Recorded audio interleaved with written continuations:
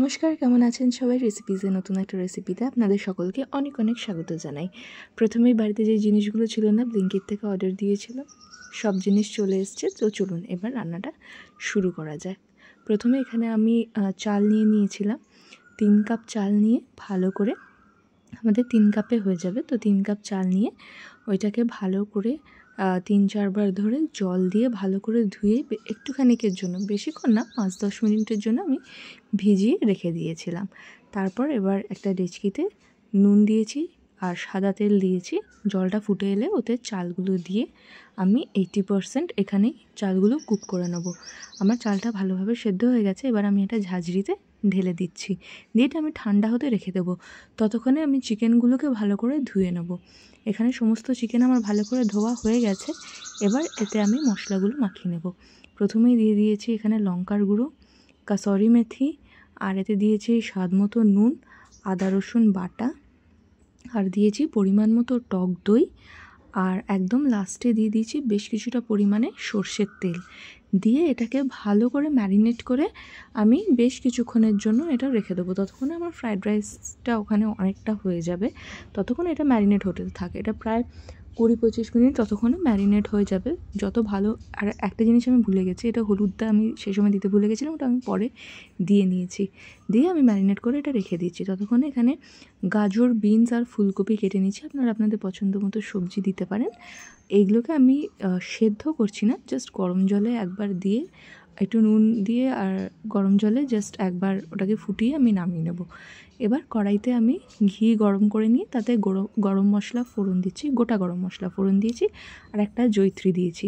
আর যে সবজিগুলো ওখানে দিয়ে রেখেছিলাম সেদ্ধ করতে, সেগুলো দিয়ে দিচ্ছি।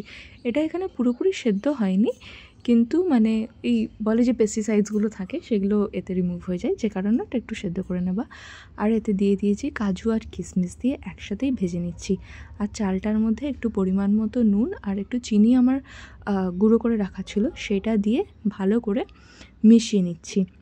এখানে ভালো করে মেশানো হয়ে গেলে আমি কড়াইয়ের মধ্যে দিয়ে দেবো।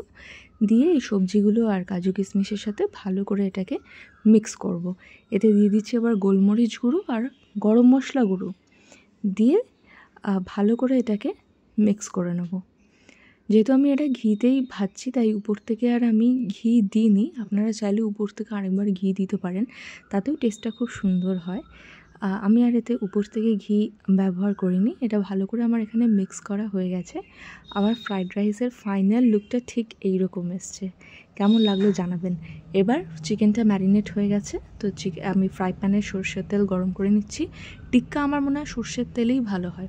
গ্রেভিটা আপনারা চাইলে সাদা তেলে করতে পারেন, কিন্তু আমার মনে হয় যেহেতু এটা টিক্কা মশলা, এটা সর্ষের তেলেই টেস্টি হবে।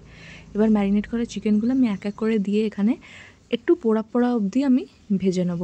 আচ্ছা, বলে দিই, এই চিকেনটা ম্যারিনেট করার সময় কিন্তু আমি লেবুর রসও দিয়েছিলাম। ওটা আমার মনে হয় এখানে ক্লিপটা আসেনি বা মিস হয়ে গেছে, কিন্তু আমি লেবুর রসও দিয়েছিলাম। তো আর এখানে এটা ভালো করে ম্যারিনেট করা হয়ে গেছিলো ততক্ষণ। তো এবার ভালো করে এটা তলা লাগা অবধি ভালো করে ভেজে নিয়েছি।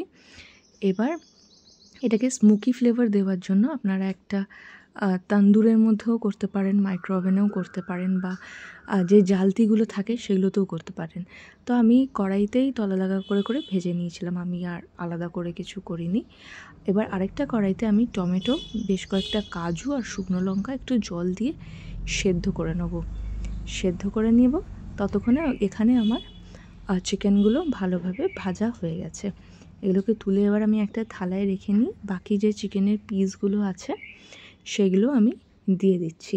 তো একবার আমি আপনাদের ফাইনালি বলে দিই, ওটা আমি দিয়েছিলাম ম্যারিনেশনের সময় লঙ্কার গুঁড়ো, একটুখানি কাসুরি মেথি, আদা রসুন বাটা, হলুদ গুঁড়ো, যেটা আমার ক্লিপটা মিস হয়ে গেছে, লেবুর রস, বেশ কিছুটা পরিমাণে টক দই, যেটা একদম জল ছাড়া, জলটা পুরো বার করে নেওয়া হয়েছিল, টক দই, আর অনেকটা পরিমাণে সর্ষের তেল দিয়ে ভালো করে ম্যারিনেট করে রাখা ছিল। এবার আমার সেকেন্ড ব্যাচও এটা ভালো করে আমি পোড়া পোড়া করে ভাজা করে নিয়েছি। এবার সেই চিকেনগুলো আমি তুলে নিয়ে লাস্ট যেই কটা চিকেনের পিস আছে সেগুলো আমি ভেজে নেব।